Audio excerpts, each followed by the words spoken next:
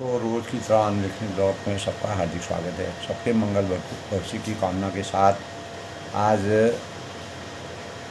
भागवत कथा के प्रेरणादायक विषय में ब्रह्मा जी का भगवत धाम दर्शन और भगवान के द्वारा उन्हें चतुर्श्लोकी भागवत का उपदेश देने का जो रहस्य है, तो उस रहस्य का जो वर्णन किया है, इस संबंध में सुखदेव जी कहते हैं कि ब्रह्मा जी का जो भगवत धाम दर्शन है, यानी ब्रह्मा जी सृष्टि के कर्ता हैं, सृष्टि की शुरुआत वहीं से शुरू हुई है और भगवान के द्वारा उन्हें चतुर्श्लोकी भागवत का उपदेश कैसे दिया। कल के प्रसंग में राजा परीक्षित के विभिन्न प्रश्न जो थे, तो राजा परीक्षित ने सुखदेव जी से जो प्रश्न किए, तो उन्होंने कहा कि आप वेद और देवताओं में श्रेष्ठ हैं। मैं आपसे यह जानना चाहता हूँ कि ब्रह्मा जी के निर्गुण भगवान के गुणों का वर्णन करने के लिए नारद जी को क्या आदेश दिया, तब उन्होंने किन किन को किस रूप में उपदेश किया। और महाभाग्यवान सुखदेव जी, आप मुझे ऐसा उपदेश दीजिए कि मैं अपने आसक्ति रहित मन की सर्वात्मा भगवान श्री कृष्ण में तन्मय करके अपना शरीर छोड़ सकूं। तो जो लोग उनकी लीलाओं का श्रद्धा के साथ नित्य श्रवण और अध्ययन करते हैं, तो चिंतन करते हैं, तो उन्होंने कहा कि ब्रह्मांड का परिमाण भीतर और बाहर दोनों प्रकार से बतलाइए और साथ ही महापुरुषों के चरित्र, वर्णाश्रम के भेद और उनके धर्म का निरूपण कीजिए। उसके बाद उन्होंने पूछा कि मनुष्य के साधारण और विशेष धर्म कौन कौन से हैं। विभिन्न व्यवसाय वाले लोगों के, राजर्षियों के और विपत्तियों में पड़े हुए लोगों का धर्म का भी उपदेश हमको समझाइए। तो भगवान की आराधना की और आध्यात्म योग की विधि क्या है, समस्त प्राणियों की उत्पत्ति, स्थिति और प्रलय कैसे होता है, आत्मा के बंध या मोक्ष का स्वरूप क्या है और वह अपने स्वरूप में किस प्रकार स्थित होता है, भगवान का परम स्वतंत्र क्या है और अपनी माया से किस प्रकार क्रीड़ा करते हैं। भगवान, मैं यह सब आपसे सुखदेव जी से परीक्षित जी पूछते हैं। मैं आपकी शरण में हूँ महामुनि, आप कृपा करके क्रमशः इनका सात्विक निरूपण मुझे समझाइए। तो पांडु वंश शिरोमणि परीक्षित जी ने उनसे तो जो प्रश्न किए, वे उन सब का उत्तर सुखदेव जी देते हैं। तो आज के प्रेरणादायक भागवत कथा के स्वरूप में ब्रह्मा जी का भगवत धाम दर्शन, भगवत धाम का दर्शन कैसे ब्रह्मा जी ने किया और भगवान के द्वारा उन्हें चतुर्श्लोक श्लोकी भागवत का उपदेश कैसे दिया। तो इस संबंध में सुखदेव जी ने परीक्षित जी से कहा, उनको समझाया कि परीक्षित, ब्रह्मा की निष्कपट जो तपस्या से, यानी बिना किसी कपट के ब्रह्मा जी की तपस्या से प्रसन्न होकर भगवान ने उन्हें, भगवान श्री कृष्ण जो त्रिलोकी नाथ हैं, उन्होंने अपने रूप का दर्शन कराया और आत्म तत्व के ज्ञान के लिए उन्हें परम सत्य परमार्थ वस्तु का उपदेश दिया। वही बात उन्होंने, यानी सुखदेव जी ने परीक्षित जी को सुनाई और तीनों लोकों के परम गुरु आदिदेव ब्रह्मा जी और अपने जन्म स्थान कमल पर बैठकर सृष्टि की रचना करने की इच्छा से विचार करने लगे, परंतु जिस ज्ञान दृष्टि से सृष्टि का निर्माण हो सकता था वह सृष्टि उन्हें प्राप्त नहीं। तो एक दिन वह भी यही चिंता कर रहे थे कि प्रलय के समुद्र में उन्होंने व्यंजनों के 16वें एवं 21वें अक्षर तो स्वर और व्यंजन होते हैं। तो शब्द जो है दोस्तों, तो जो व्यंजन है तथा पो दो व्यंजन को तप, जिसका दोनों मिलकर के तप बनता है, तप तप तप करो। इस प्रकार 2 बार सुना, तब परीक्षित महात्मा लोग इस तप को ही त्याग, यानी त्यागियों का धन मानते हैं। तो तप जो है वह त्यागियों का धन है, साधकों का धन है, महान ऋषियों का धन है। यह सुनकर ब्रह्मा जी ने वक्ता को देखने की इच्छा से चारों ओर देखा, परंतु वहाँ दूसरा कोई दिखाई नहीं दिया। तो वे अपने कमल पर बैठ गए और परीक्षित जी से उन्होंने तप करने की प्रत्यक्ष आज्ञा मिली। तो ऐसा निश्चय कर और उसी में अपना हित समझकर उन्होंने अपने मन को, अपने चिंतन को तपस्या में लगाया। तो उन्होंने उस समय एक सहस्त्र दिव्य वर्ष पर्यंत एकाग्र चित्त से अपने प्राण, मन, कर्मेंद्रियां, ज्ञानेंद्रियां जो 16 होती हैं को वश में करके ऐसी तपस्या की जिससे वे समस्त लोगों को प्रकाशित करने के लिए समर्थ हो। तो उनकी तपस्या से प्रसन्न होकर भगवान ने उन्हें अपना यह लोक दिखाया जो सबसे श्रेष्ठ है और जिससे परे कोई दूसरा लोक इस जगत में नहीं। तो इस लोक में किसी भी प्रकार की के क्लेश है, मोह है, लोभ है, शोभ है, भय है नहीं।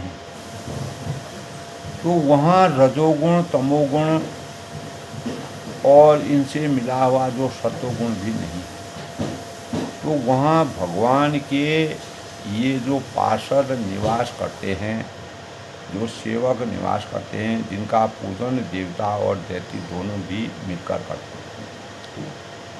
उस वैकुंठ लोक में लक्ष्मी जी सुंदर रूप धारण करके अपनी विविध विभूतियों के द्वारा भगवान के चरण कमलों की अनेकों प्रकार से सेवा करती हैं, शुश्रूषा करती हैं। ब्रह्मा जी ने देखा कि उस दिव्य लोक में समस्त जो भक्त हैं,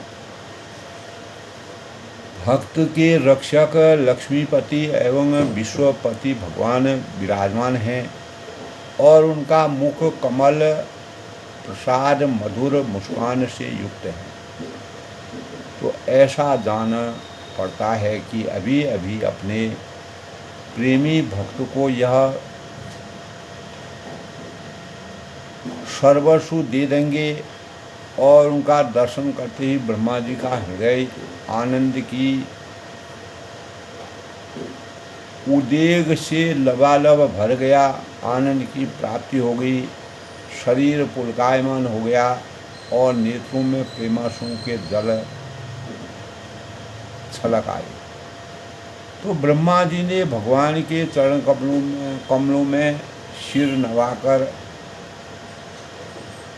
झुकाकर प्रणाम किया और ब्रह्मा जी के प्यारे भगवान अपने प्रिय ब्रह्मा को प्रेम और दर्शन के आनंद में निमग्न और शरणागत तथा प्रजा सृष्टि के लिए आदेश देने के योग्य देखकर बहुत प्रसन्न हुए, खुश हुए। उन्होंने ब्रह्मा जी के से हाथ मिलाया भगवान ने तथा मंद मुस्कान से अलंकृत वाणी से उनसे कहा। ब्रह्मा जी से श्री भगवान ने कहा, भगवान श्री कृष्ण वासुदेव नमो भगवते वासुदेव ने कहा कि ब्रह्मा जी तुम्हारे हृदय में तो समस्त वेदों का ज्ञान विद्यमान है और सामवेद ऋग्वेद यजुर्वेद अथर्ववेद तुमने सृष्टि रचना की इच्छा से चिरकाल लंबे समय तक तपस्या करके मुझे भली भांति संतुष्ट कर दिया। यानी मैं पूर्ण रूप से अभी तुम्हारी तपस्या से अभिशप्त हो गया हूँ और तुम्हारी जो अभिलाषा है, जो उत्कंठा है, जो लालसा है, वही वर मुझसे मांग लो। तो क्योंकि मैं मुँह मांगी वस्तु देने में समर्थ हूँ। ब्रह्मा जी जीव के समस्त कल्याणकारी साधनों का विश्राम पर्यवसान मेरे दर्शन में ही है और तुमने मुझे देखे बिना ही उस शून्य जल में मेरी वाणी सुनकर इतनी घोर तपस्या की है कि इसी से मेरी इच्छा से तुम्हें मेरे लोक का दर्शन हुआ, ब्रह्मलोक का दर्शन हुआ। यानी भगवान के परम धाम का दर्शन हुआ है। तुम उस समय सृष्टि रचना का कार्य कर रहे थे, कर्म कर रहे थे। मैं किंग कर्तव्य विमूढ़, यानी कुछ भी कहने में समर्थवान नहीं था और उस समय आप जो है किंग कर्तव्य विमूढ़ हालत में थे। क्या कहना चाहिए, क्या नहीं करना चाहिए, स्तब्ध थे। इसी से मैंने तुम्हें तपस्या करने की आज्ञा दी भगवान श्री कृष्ण ने ब्रह्मा जी से, क्योंकि निष्पाप तपस्या बिना किसी पाप के, पाप रहित, लोभ रहित, मोह रहित, शोभ रहित तपस्या मेरा हृदय है और मैं स्वयं तपस्या का आत्मा हूँ। मैं तपस्या से ही संसार की सृष्टि की रचना करता हूँ और तपस्या से ही इसका धारण पोषण करता हूँ और फिर तपस्या से ही इससे अपने में लीन कर लेता हूँ। तपस्या मेरी एक दुर्लभ ऐसी शक्ति, यानी दुर्लभ शक्ति है, महान शक्ति है। तो था कि ब्रह्मा जी ने कहा कि भगवान आप समस्त प्राणियों के अंतःकरण की में साक्षी रूप से विराजमान रहते हैं। आप अपने अप्रतिहत ज्ञान से सब जानते हैं कि मैं क्या करना चाहता हूँ। नाथ, आप कृपा करके याचक की यह मांग पूरी कीजिए कि मैं रूप रहित आपके सगुण और निर्गुण दोनों ही रूपों को जान सकूं। तो आप मुझ पर ऐसी कृपा कीजिए कि मैं सजग रहकर सावधानी से आपकी आज्ञा का पालन कर सकूं और सृष्टि की रचना करते समय भी कर्तापन आदि के अभिमान से बंध न जाऊं।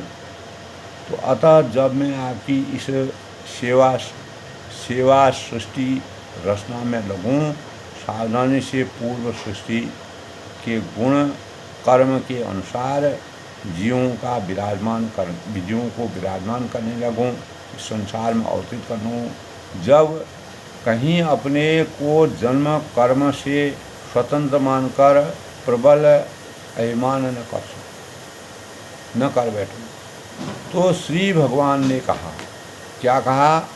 अनुभव, प्रेम, भक्ति और साधनों से युक्त अत्यंत गोपनीय अपने स्वरूप का ज्ञान मैं तुम्हें कहता हूँ, उसको सुनो, तुम उसे ग्रहण करो और मेरा जितना विस्तार है, मेरा जो लक्षण है, मेरे जितने और जैसे रूप गुण और लीलाएं हैं, मेरी कृपा से तुम उनका तत्व ठीक ठाक वैसे ही अनुभव करो। यानी सृष्टि के पूर्व केवल मैं ही था और मेरे अतिरिक्त न स्थूल था न सूक्ष्म था, न तो दोनों का कारण अज्ञान था।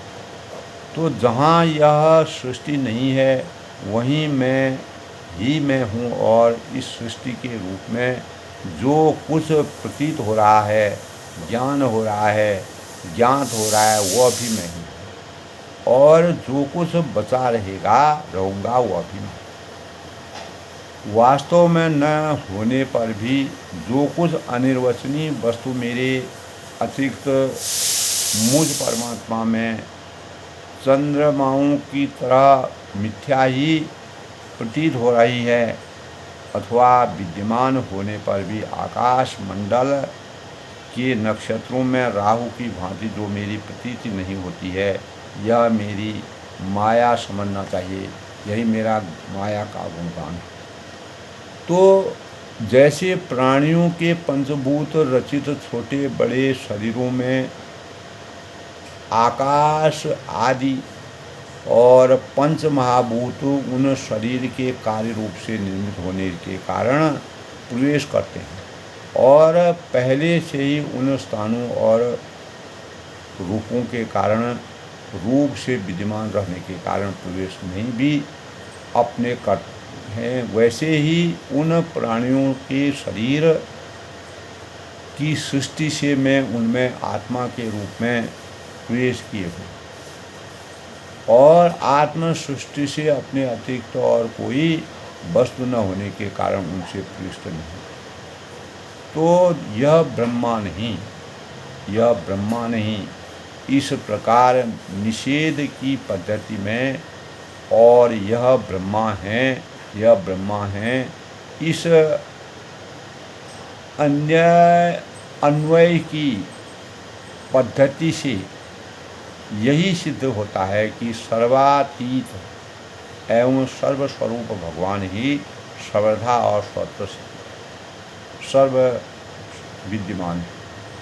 तो यही वास्तविक तत्व है जो आत्मा अथवा परमात्मा का तत्व जानना चाहते हैं। तो उन्हें केवल इतना ही जानने की आवश्यकता है कि ब्रह्मा जी तुम अविचल समाधि के द्वारा मेरे इस सिद्धांत में पूर्ण निष्ठा कर लो और इससे तुम्हें कल्प कल्प में अनेक युगों में विविध प्रकार की सृष्टि करते रहने पर भी कभी मोह नहीं होता, यानी मोह की आसक्ति आपके अंदर नहीं आ सकती। तब श्री सुखदेव जी इस संबंध में कहते हैं कि लोक पितामह ब्रह्मा जी की इस प्रकार उपदेश देकर अजन्मा भगवान ने ब्रह्मा जी को इस प्रकार का उपदेश देकर कि अजन्मा जिनका कभी जन्म नहीं होता है, अजन्मा है, अनादि हैं, अनंत हैं, भगवान ने उनके देखते ही देखते अपने उस रूप को छिपा लिया। तब उन्होंने अंजलि बांधकर उन्हें प्रणाम किया और पहले कल्प में जैसे सृष्टि थी उसी रूप में इस विश्व की रचना। तो भागवत कथा में दोस्तों सृष्टि की रचना का जो ब्रह्मा जी ने रचना की, भगवान का परम ब्रह्म परमेश्वर भगवान श्री कृष्ण की लीलाओं का जिस प्रकार से ब्रह्मा जी को सृष्टि की रचना का ज्ञान हुआ, एक बार धर्मपति प्रजापति ब्रह्मा जी ने सारी जनता का कल्याण हो और अपने इस स्वार्थ की पूर्ति के लिए विधि पूर्वक यम नियमों की धारणा किया, यम नियमों को धारण किया और देवर्षि नारद में मायापति भगवान की माया का तत्व, तो नारद के में तत्व जानने की इच्छा से बड़े संयम, विनय और सौम्यता के अनुभव होकर उनकी यानी सौम्यता से अनुगत होकर उनकी सेवा शुश्रूषा की और उन्होंने सेवा से ब्रह्मा जी को बहुत ही संतुष्टि कर दिया।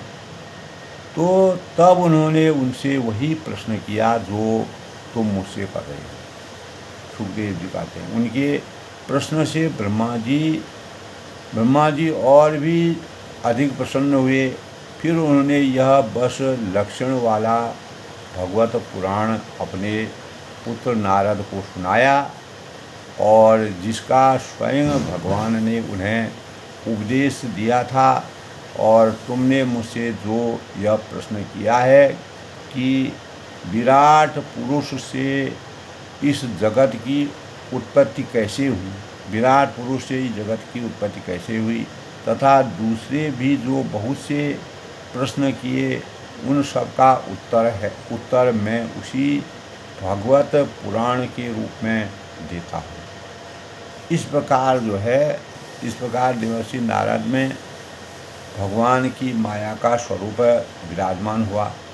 तो आज के प्रेरणादायक विषय में दोस्तों भागवत कथा के प्रसंग में ब्रह्मा जी का भगवत धाम का दर्शन और भगवान के द्वारा उन्हें चतुर्श्लोकी भागवत का उपदेश देकर किस प्रकार से ब्रह्मा जी को कृतार्थ किया, इन भावों से हम भागवत कथा के सही स्वरूप का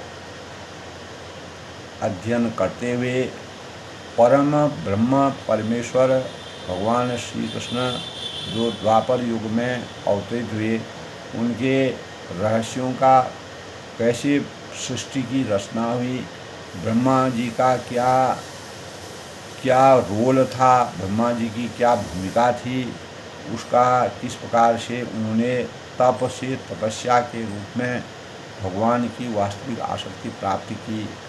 तो अपनी वाणी को विराम देते हुए मैं सबके मंगल भविष्य की कामना करता हूँ। इसी प्रकार भागवत कथा का अनुसरण करते रहे। कल किसी दूसरे प्रसंग से मिलते हैं, तब तक मैं सबको नमन करता हूँ, सबके मंगल भविष्य की कामना करता हूँ।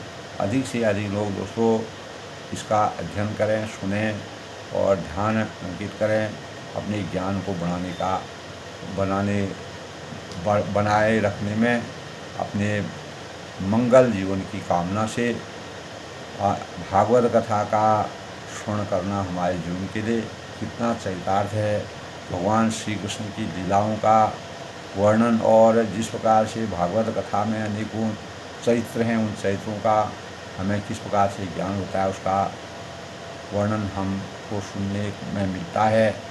सब लोग प्रसन्न रहें, खुश रहें। अधिक से अधिक लोग शेयर करें, लाइक करें, सब्सक्राइब करें, अपने ज्ञान की वृद्धि करें और मेरा मनोबल बढ़ाएं। सबके उज्ज्वल भविष्य की कामना।